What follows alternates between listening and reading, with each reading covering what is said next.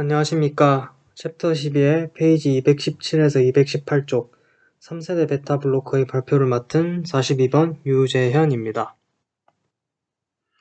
먼저 본론으로 들어가기 전에 대략적으로 베타 블로커에 대해서 다시 한번 정리를 하자면 1세대 베타 차단제는 베타 1, 2 수용체 둘 다 차단하는 비선택적인 베타 차단제이고 2세대 베타 차단제는 심장에 주로 분포하는 베타 1 수용체를 선택적으로 차단합니다. 마지막으로 3세대 베타 차단제는 1, 2세대와는 달리 베타 수용체의 차단뿐만 아니라 부가적으로 혈관 확장 작용을 가지고 있는 베타 차단제입니다.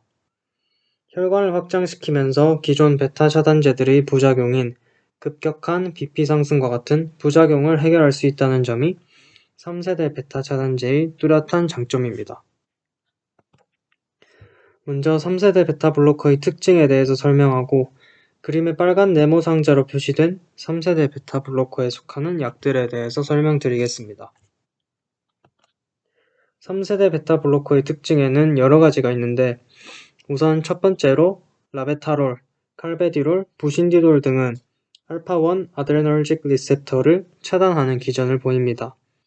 이는 원래 알파1 아드레너르직 리셉터가 자극이 되면 세포의 흥분성을 증가시키므로 혈관을 수축해서 혈압을 상승시키는 기능이 있는데 이것을 막아서 말초 저항을 감소시키는 효과를 보입니다. 즉 혈관을 확장시키는 효과를 보입니다. 두 번째로 셀리프로롤, 네비브롤, 칼테오롤 등은 NO 생성 증가의 기전을 보입니다. 이는 SGC, 즉 솔루블 구아닐 사이클레이즈를 활성화시켜 사이클릭 GMP의 생성을 증가시키고 바소딜레이션이 일어나게 합니다. 이는 뒤에 약물 설명하는 곳의 그림을 통하여 다시 설명할 수 있을 것 같습니다.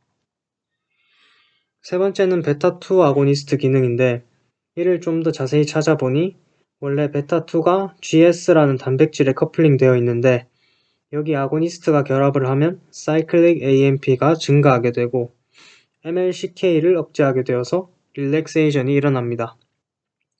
즉 사이클릭 AMP 디펜던트 포타슘 채널을 통해서 포타슘이 빠져나가니까 릴렉세이션이 일어나게 되는 것입니다. 네 번째로 칼베디롤, 베탁솔롤 등은 칼슘 엔트리를 블라킹함으로써 작용을 하고 다섯 번째로 틸리소롤은 포타슘 채널을 열어서 릴렉세이션을 나타냅니다. 마지막으로 카베디롤은 항산화 작용을 나타내 혈압을 낮추는 데 부수적인 도움을 준다고 합니다. 이것은 앞서 설명한 내용을 보기 쉽게 그림으로 나타낸 것입니다.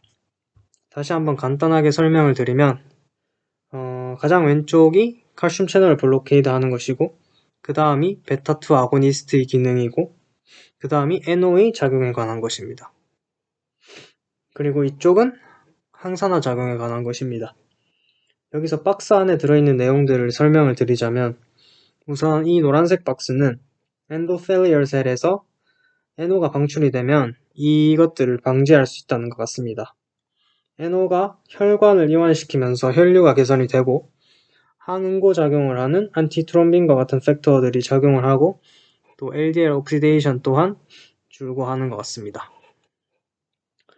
그 다음으로 또한 오른쪽의 붉은색 박스에서는 항산화 작용을 통해서 LDL 옥시데이션도 줄고 리피드 폴 옥시데이션이나 에이팝토시스 같은 세포자멸사 같은 이런 작용들도 줄일 수 있다는 내용입니다.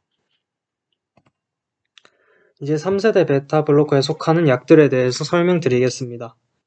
3세대 베타 블로커는 난셀렉티브와 베타1 셀렉티브 두 가지로 나뉘는데 책에서 서술된 바로는 난셀렉티브한 블로커에는 라베타롤, 카베디롤, 부신돌롤이 있고 베타1 셀렉티브한 블로커로는 셀리프로롤, 네비브롤을 설명하고 있습니다.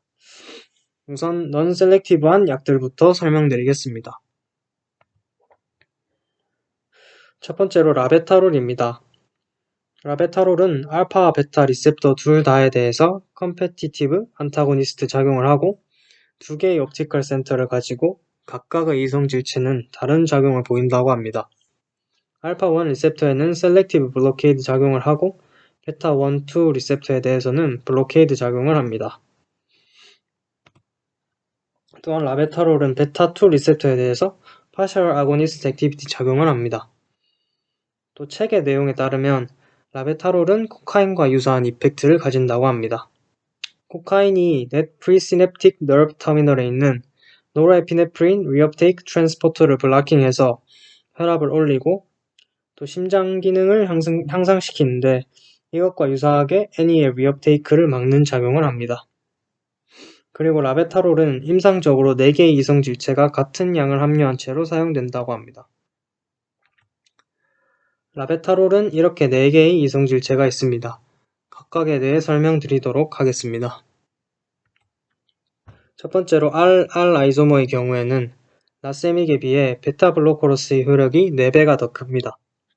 여기서 라세믹이란 두 거울상 이성질체가 1대1로 혼합된 혼합물이라고 합니다. 또한 베타2 리셉터에 대해 Intrinsic Sympathomimetic Activity를 보여준다고 합니다. 이것이 바소딜레이션의 효과에 기여한다고 합니다. 그리고 RS 아이소머는 알파 베타 블로커로서의 효력은 거의 없다고 합니다. SR 아이소머는 베타 블로커로서의 효력이 거의 없고 알파1 블로커로서의 효력이 라세믹에 비해 5배 더 큽니다. SS 아이소머는 베타 블로커로서의 효력이 전혀 없고 알파1 블로커로서의 효력이 라세믹과 유사하다고 합니다. 아까 말씀드렸던 것처럼 임상적으로 이 4개의 이성질체가 같은 양을 함유한 채로 사용이 됩니다.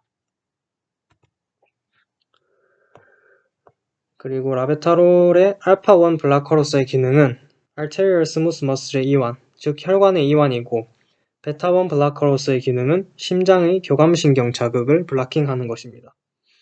앞서 언급했던 것처럼 베타2 리셉터에 대한 Intrinsic Sympathomimetic Activity로 인해 혈관 확장의 효과를 보여줍니다. 또한 만성 고혈압에 대한 치료 효과가 있고 응급 상황의 고혈압에서는 IV 주사로 투여하여 효과를 볼 수 있다고 합니다. 또한 책에서 언급한 내용에 따르면 라베타롤은 지질 용해성이 낮아 태반을 잘 통과하지 못하기 때문에 임신으로 인한 고혈압의 치료에도 사용이 됩니다. 심박수는 유지되거나 조금 감소하고 심박출량은 유지된다고 합니다. 체순환계 저항을 감소시키지만 전체적인 혈류의 흐름은 줄지 않습니다. 그리고 라베타롤은 장에서 완전히 흡수되지만 간에서의 First Pass Clearance가 높아서 생체 이용률은 20%에서 40% 정도라고 합니다. 그리고 라베타롤의 대사는 간에서 빠르게 일어나고 간의 혈류량 변화에 대해 민감하다고 합니다. 약의 반감기는 약 8시간 정도라고 합니다. 다음으로 카베디롤입니다. 카베디롤은 알파1, 베타 리셉터 모두에서 컴페티티브 안타고니스트로 작용을 합니다. 라베타롤과 유사하게 알파1, 베타1, 2 리셉터에 대해 블로커로 작용을 하지만 항산화 작용과 항염증 작용을 한다는 점에서 라베타롤과 다릅니다. 이러한 성질로 인하여 우렬성 신부전을 치료하는 데 도움이 될 수 있습니다. Membrane Stabilizing Activity를 보이며 Intrinsic Sympathomimetic Activity는 조금 부족하다고 합니다. 또한 혈관 저항은 감소시키면서 심박 출량은 유지시켜주기 때문에 동맥압을 낮춰줍니다. 카베디롤에 의하여 일어나는 혈류 역학적인 작용은 ACEI와 비슷하고 예전의 베타블로커보다는 우세하다고 합니다. 여기서 ACEI는 Angiotensin Converting Enzyme Inhibitors, 즉 엔지오텐신 전환 효소 억제제로 엔지오텐신의 생산을 억제함으로써 혈압 강화 작용을 나타낸다고 합니다. 혈압을 떨어뜨려주는 거죠. 카베디롤은 레노프로텍티브하고 당뇨병이나 대사증후군에 있어서 좋은 효과를 보입니다. 약은 고혈압이나 우렬성 심부전, 그리고 마이오카디얼 인파렉션에 따른 좌심실 기능 장애에 대하여 FDA의 승인을 받았습니다. 카베디롤은 활성산소에 결합하여 포착할 수 있는 케미컬 안티옥시던트로 작용할 수가 있고 활성산소와 산소 라디칼의 생합성을 억제하여 항산화와 항염증 효과를 보입니다. 모든 생물은 생활하면서 산소에 노출이 되는데 산소에 노출되면 활성산소는 끊임없이 만들어지게 됩니다. 이렇게 만들어진 활성산소는 세포 내 다양한 효소와 지질, DNA를 손상시킬 수 있기 때문에 노화나 동맥경화 등 인체에 해가 될 수 있습니다. 그래서 이런 항산화 작용을 통하여 생물이 살아가는데 이점을 얻을 수 있게 됩니다. 또한 카베디롤은 매우 리포필릭하고 멤브레인 스테빌라이징 액티비티를 보입니다. 또한 지질 과산화로부터 세포막을 보호합니다. 또한 카베디롤은 활성산소 매개 심근 수축 역저하, 심근 비대, 세포 자멸사, 호중구의 축적과 활성화를 억제합니다. 그리고 고농도에서 칼슘 채널에 대해 블러킹 액티비티를 보입니다. 약의 반감기는 약 7시간에서 10시간 정도이며 간에서 익스텐시브 옥시데티브 메타볼리즘이 일어나므로 산화를 촉진하거나 막는 약물에 크게 영향을 받습니다. 다음은 부신돌롤입니다. 부신돌롤은 알파, 베타 리셉터 모두의 컴페티티브 안타고니스트로 작용을 합니다. 난셀렉티브 베타 아드레널직 안타고니스트로 작용을 하며 약하게 알파1 아드레널직 블라킹의 특성을 보입니다.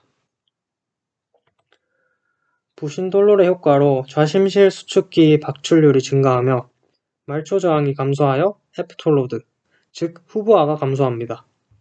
또한 혈장의 중성지방에 영향을 미치지 않으면서 HDL 콜레스테롤은 증가시킨다고 합니다. 신부전 치료에 사용된다고 하지만 조사해본 결과 아직 FDA에서는 승인되지 않았다고 합니다.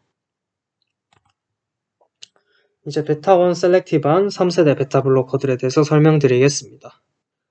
먼저 셀리프로롤은 베타 리셉터에 대한 안타고니스트로 셀렉티브 베타1 리셉터 안타고니스트입니다. 베타2 리셉터에 대한 파셜 아고니스트로 작용을 합니다.